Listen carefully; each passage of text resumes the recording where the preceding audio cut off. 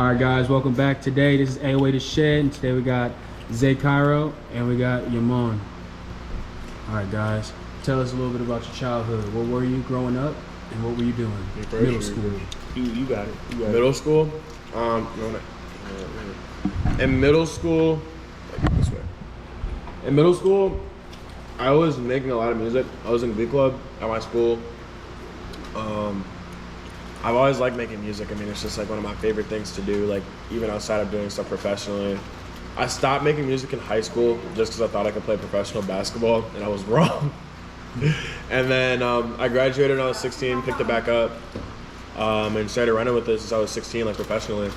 I guess, you know, from Chicago, from the west side of Chicago, growing up in Humboldt Park, got to live in Beverly for the last 10 years of my life. Luckily, my parents got really nice paying jobs that got us out the hood, so. I choked out a pepperoni, I'm sorry. Oh, take your time. Oh. that was not expecting that. But yeah. You literally choked.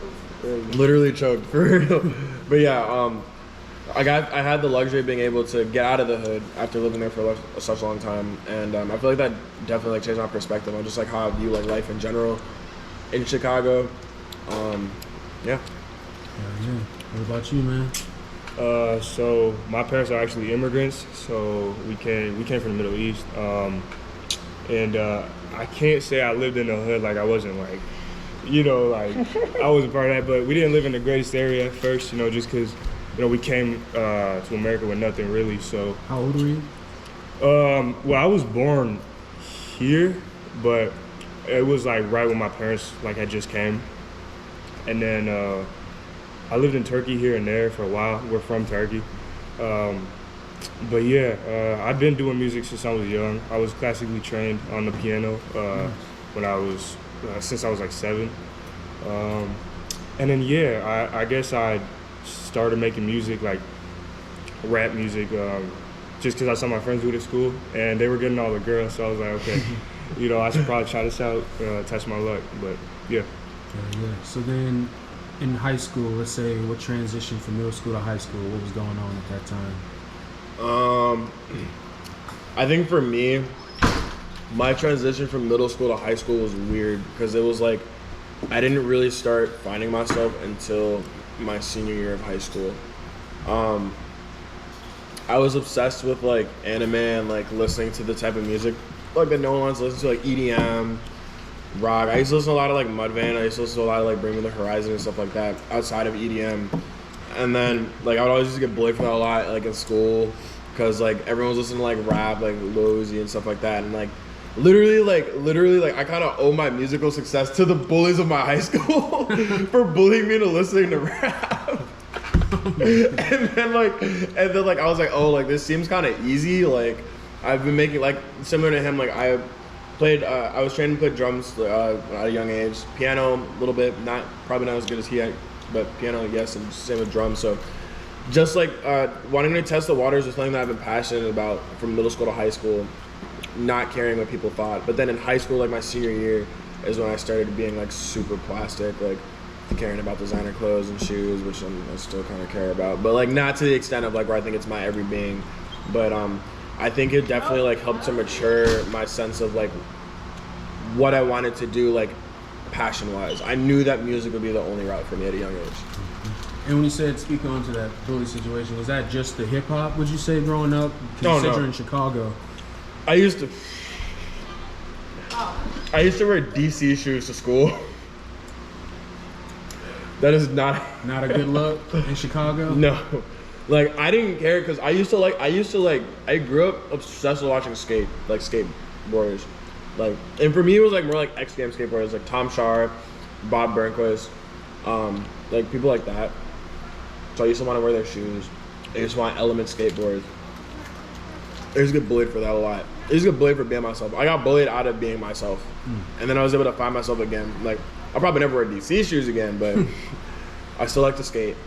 I still like to watch X Games and convince myself that I could do that, even though I couldn't. And yeah, like I'm not gonna change myself up for anybody. So I feel like the bullying in high school for me like definitely helped me grow like more in the sense of maturity wise, and like realize that people are always gonna have some shit to say, and it is what it is. And so back to you, when you're talking about being the first gen, can you kind of explain the struggles you've had to see, you know, that maybe I don't have as someone who's been in America for a lot longer? Yeah. Well, you know, it was kind of just. So Turkish was my first language. That's what my parents knew, so that's what they taught me. So for me, it was just like getting used to, you know, kind of just speaking English, but also like just the culture in America is a little bit different. And people are a lot more like standoffish and kind of more to themselves. Whereas like in Turkey, it's more like everyone's your family, you know? But it was a lot of that. And like in middle school, like Zay said, like I was kind of on the same thing where it was like, I would listen to, you know, Carlos Santana or like 3 Days Grace or Linkin Park, you know. R.I.P. Chester Bennington. And everyone else kind of got me into rap because I was kind of, so yeah, in middle school, like you said, like it was a lot of bullying, but more just because, you know, I had like a weird lisp because I was, you know, still getting into my English bag, but it was a lot of that, yeah. And then, I don't know, I moved to a different school, moved like to a different neighborhood completely. And it was like a pretty wealthy suburb. So, you know, everyone's listening to rap music. Everyone's, you know, listening to that. So yeah, that's how I kind of got into it. Yeah, I want to touch on, you said you moved from Chicago to the Beverly Hills, I hear. Can you explain what that transition was like for you, and then what exactly was the big difference from before and after for you? For sure. I mean, so first of all, Beverly Hills, Chicago, not California. But for me, I think the big difference was the level of comfortability that my parents had and my safety. In Humboldt Park, growing up, I lived on the border of Humboldt Park and Lawndale on Potomac and Costner, right by the Cook Brothers. I wasn't allowed to leave the house. Literally, like, I would try and go run to my friend's house and like I would get whooped for it. Like, you know what I mean? Like, I wasn't allowed to wear certain colors outside of the house. Like, you know, I drive-bys like every night to the point where like it was routine to like hit the floor at some point and during the day. In Beverly, when we first moved out there, I remember my parents like being so cautious because of where we grew up that they wouldn't even let me go to the park across the street. I wasn't allowed to go to the park across the street until I was 13 years old, 13, 14. So I think it was definitely a big shift in like the level of trust within the community.